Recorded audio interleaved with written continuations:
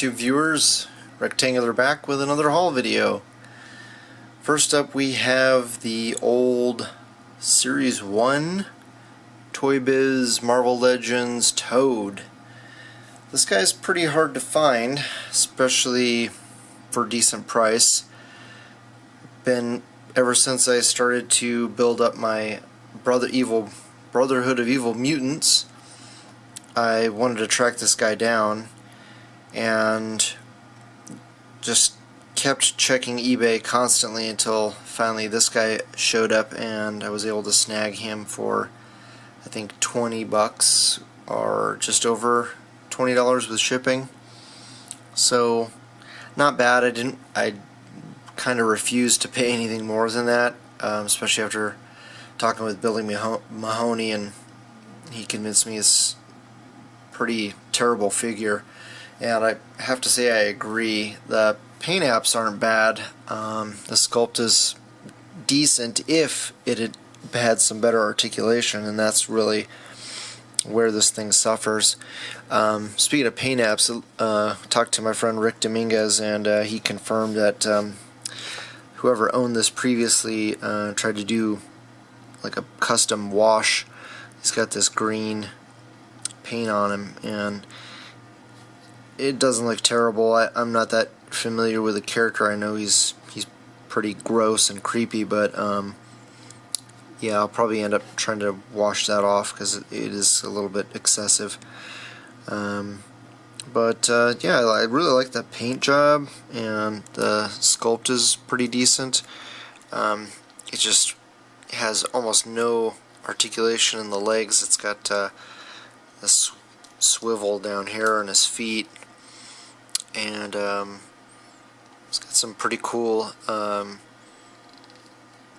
molded kind of like rubber plastic around the for the cuffs of his boots, but these just swivel, and he has no knee articulation whatsoever, and no upper thigh swivel. No, I guess this would be kind of considered a calf rotation.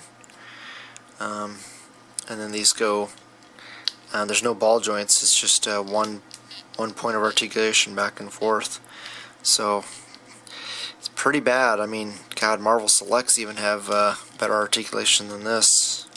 So I don't know if I'm going to try to customize him, especially since I'm not going to use him that very often, just in my classic Brotherhood setup. Oh, and I'm not sure, I think this Toad is, I don't know if he's supposed to be removable, the Toad that he comes with, but this one's glued in to his hand.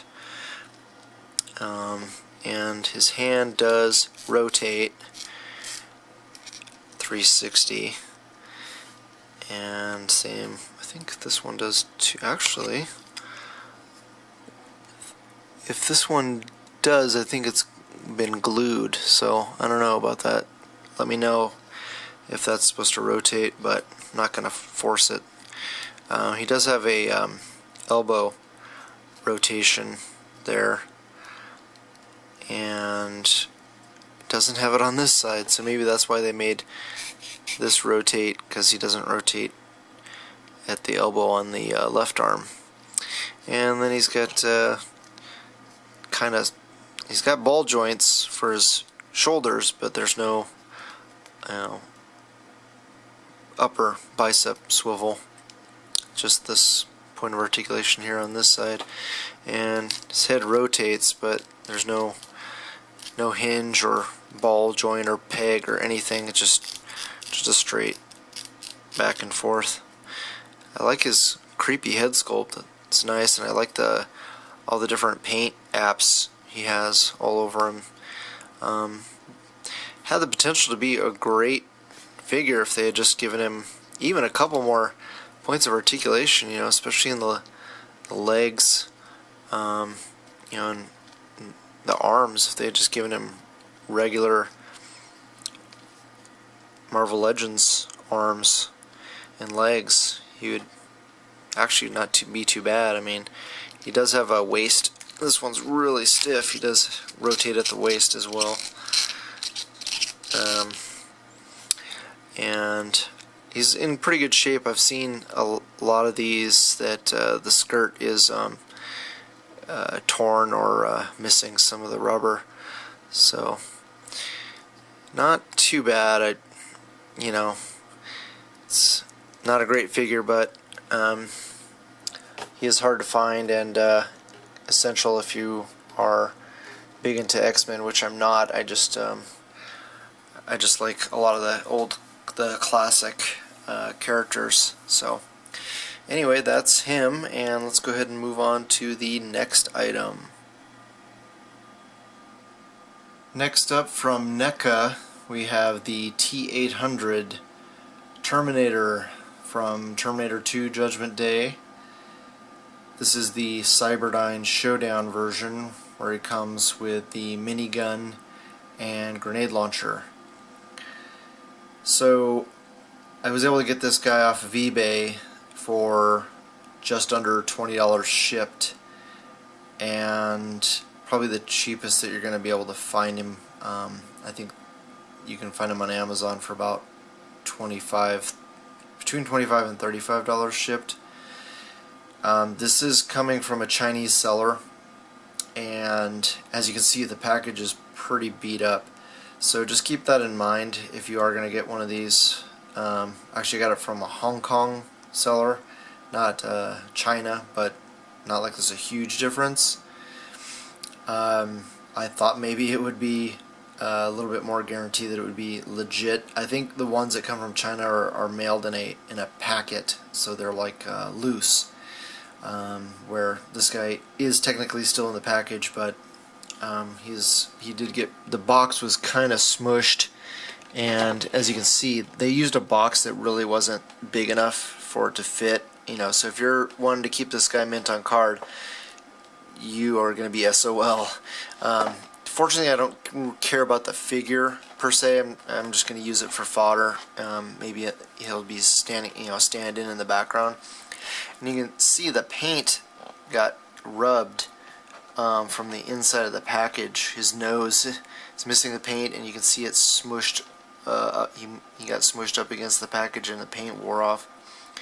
So yeah, just keep that in mind. I'm going to go ahead and take him out of the package, and then we'll get into why I got this guy. Alright, one sec. Okay, so even though I am a bit nostalgic getting this figure, because I grew up in the 70s and 80s, mostly the 80s, and Arnold Schwarzenegger was my favorite action star at the time. Pretty much was in every one of my favorite movies growing up as a kid. I don't have any reason to collect Terminator figures, and I've never been a fan of NECA.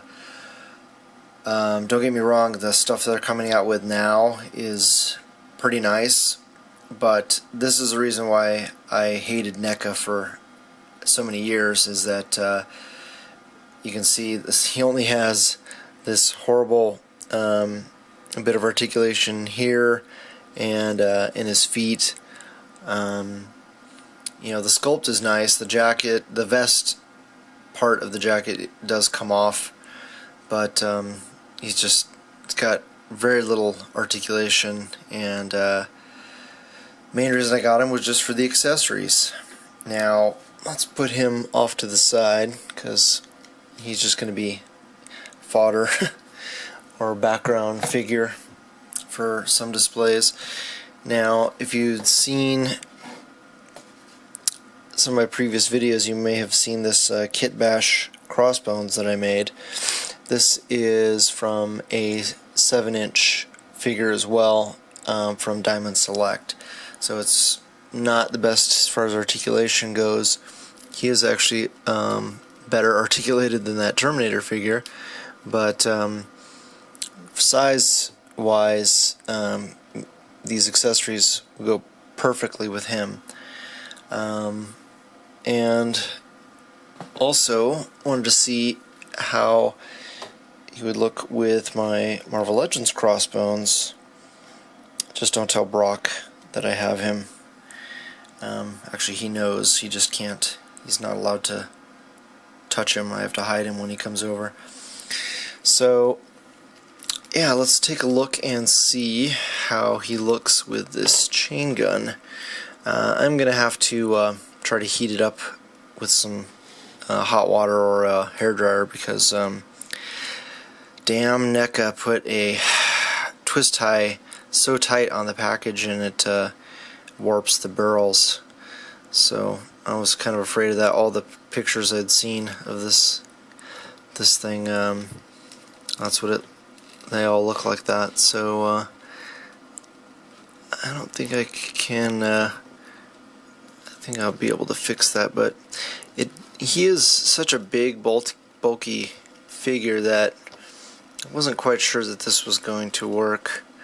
So I think it'll work better with the with that smaller scale or smaller version of the figure that I have, but not too bad.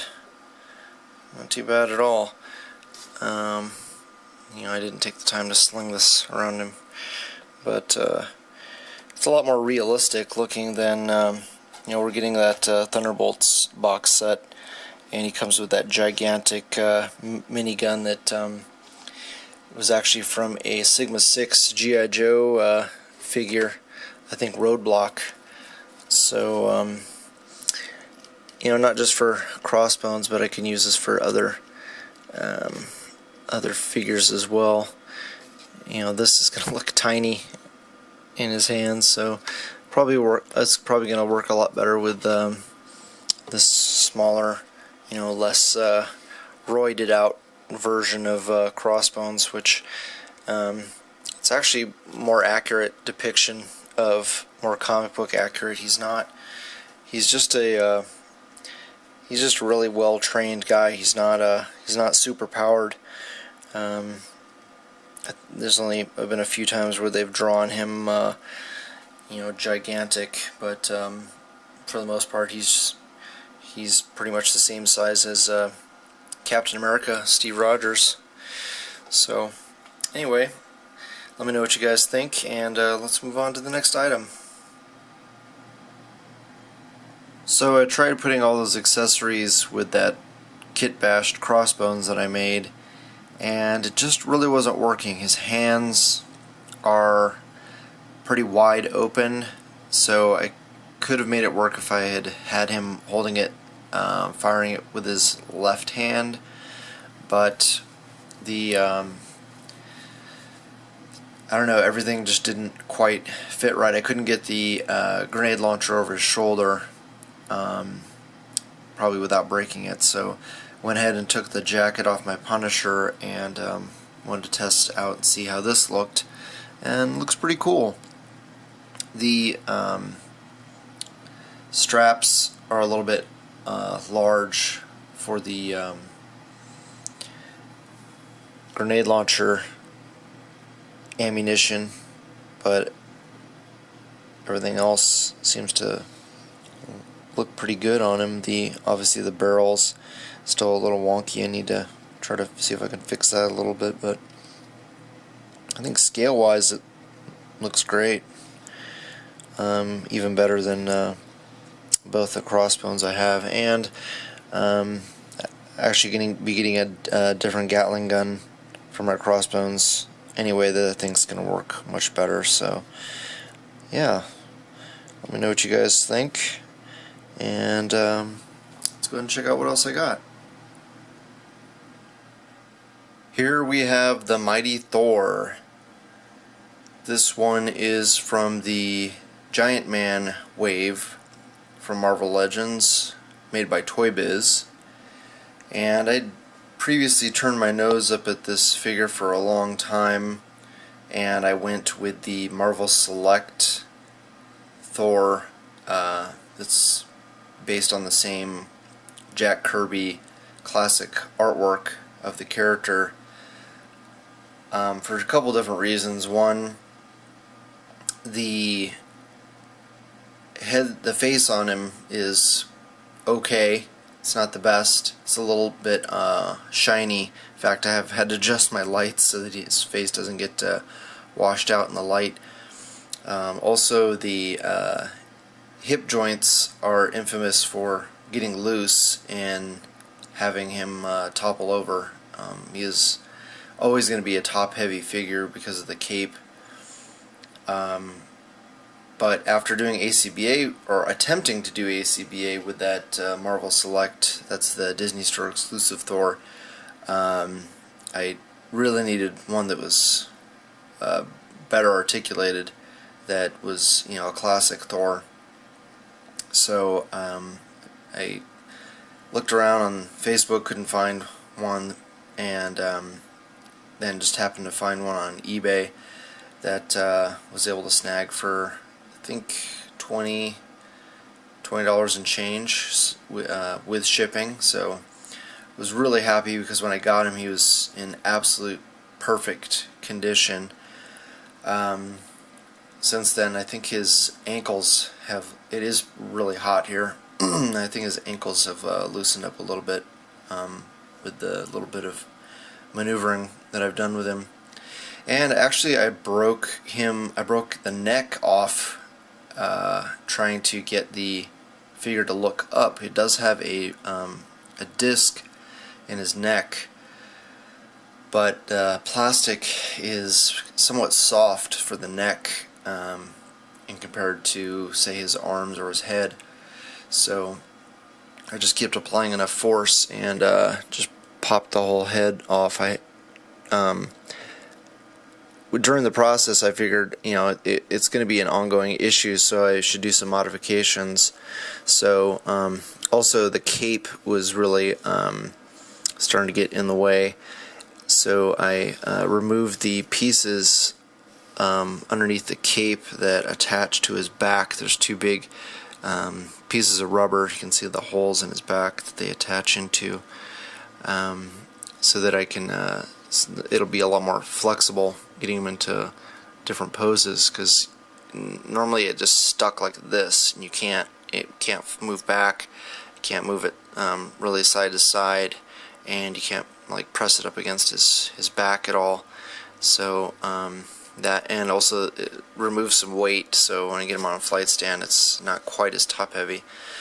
So looks like the head is not gonna come off, but so what I did was I got my X-Acto knife and I shaved out some plastic underneath the front of his head and the back of his head, and I removed the hair and dremelled.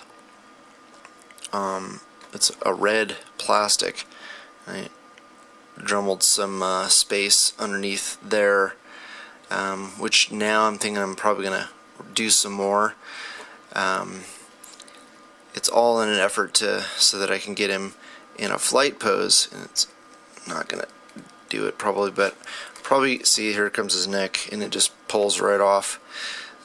So what I'm probably going to do is I'm going to remove the head from the neck and attach a magnet to the inside of his head and to the top of his neck, so that I can just put the head in any position. It's just going to be attached by a magnet. That way I can get him in really nice flight poses.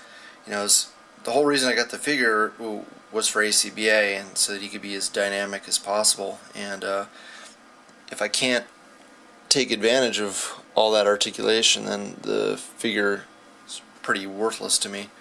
So it's worth it for me to make some further modifications so I can get the best out of him. Alright, I'm going to throw a couple figures of the same character up so you can get a comparison of the size of this guy. So here on the far left you can see we've got the Marvel Select Disney Store exclusive classic Thor, and in the middle we have the Giant Man Thor, and on the far right we have the Return of Marvel Legends Heroic Age Thor. So you can see right off the bat just how short he is. I would say he's probably an inch too short So that's the only major disadvantage of this figure is, yes, you're getting a very good classic representation of the figure and great articulation, just the size really suffers. The only other modification I might make is to add some blue to his discs on his chest, similar to the Marvel Select Thor on the left. I don't, and maybe add some black highlights to his blue on his pants. I don't have any complaints like Shardimus Prime does. He actually likes the Series 3 Thor, which I think is the worst, not only for articulation, but the paint is, I would say, even less classic looking Thor than this Marvel Select one on the left. His bands on his boots are actually supposed to be, they paint them yellow in the comic, or at least a yellowish brown, and on that Series 3 Thor they're actually brown with a black wash on them. So I don't know, I'm just kind of a nut for Thor. So the hammer is really well done. I think the hammer on the Select Thor is actually a little bit small, so this one would make a good replacement to that. But yeah, otherwise I think I might just paint some blue on the discs, add a little black to his pants, and yeah, other than that, it's gonna be pretty awesome when I get done modifying it. So thanks for checking that out. Let me know what you think in the comments below, and let's check out the last item. Last but not least this week, we have the Spider-Man Classic Sandman with interchangeable hands. This was made by Toy Biz, and back before Marvel Legends line was officially created. This is a really great figure. You may have noticed in my previous video that I picked up this guy loose that I primarily just was going to use for a custom, and after I got it I decided that I really wanted a complete one, so I was able to snag this on eBay for a decent price, and I haven't decided yet if I'm going to keep him mint on card and try to find another loose one for a better price, or open this up, or give him away in a future contest. So for the meantime, I'm just going to keep him mint on card and see what I can find as far as a loose one goes. But very cool figure. Comes with 2 sets of normal human hands, and then he comes with 4 extra accessory hands. One that you can't really see, it's behind the artwork there, is a like a clasping fist or claw that's kind of large. It looks kind of like a cup. And then we have that 4-fingered or 3-fingered sand hand they show there in the artwork. It's on the left. And then he comes with that mace, which is the ball with spikes, and then the axe. So very cool. They just don't make figures like this anymore with great paint, sculpt, articulation, and accessories. So I'm still going to try to find one to pose with my Spider-Man, but in the meantime the hunt will continue for another one. Alright, well, thanks so much for watching. Hopefully you liked the video and you clicked like, share with your friends, subscribe subscribe if you haven't already, and I would love to hear back from you, so please leave a comment below. Thanks for watching, guys. Bye.